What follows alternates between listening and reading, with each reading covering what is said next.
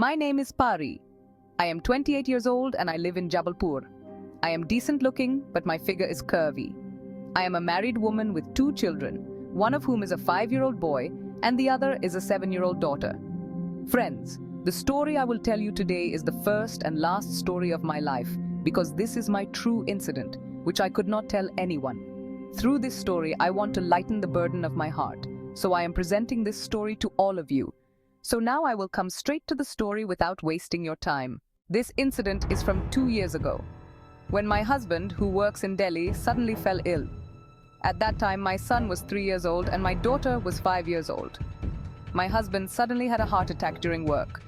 When he was admitted to the hospital and I got a call, I did not know what to do. So I packed my stuff in a hurry and went straight to the station with my children. It was summertime, and you all know how difficult it is to get a general coach ticket in summer. I was standing in the queue for a long time to get a ticket, but the train time had passed.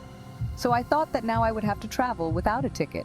So I lied to my children that we had got the tickets and we directly boarded the train.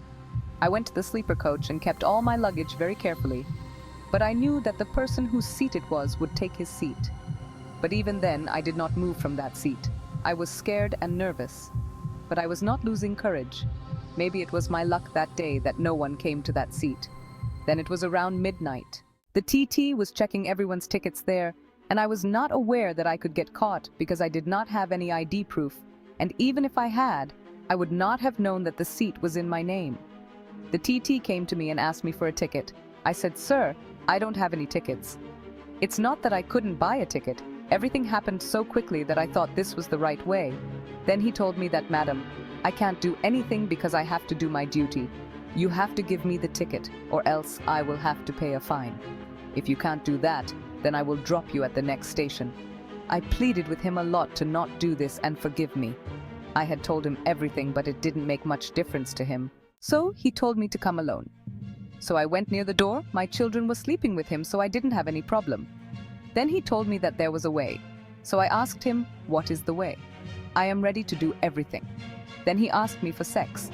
So I remained silent for a while, but I had to make a decision soon, because he also had to check tickets in many compartments. So I said, "Okay, but hurry up, the children are alone." So I told my daughter to tell him when Anshu wakes up, I will come after completing some formalities. Now I could not tell him that I was going to get fucked, but I did not know that another TT would also come. When I was about to sleep, it was 2 o'clock, and then another TT came, and I narrated the entire story to him.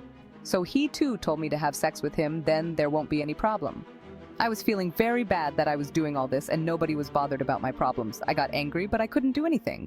He too took me to another compartment and did the same thing with me that the first one had done.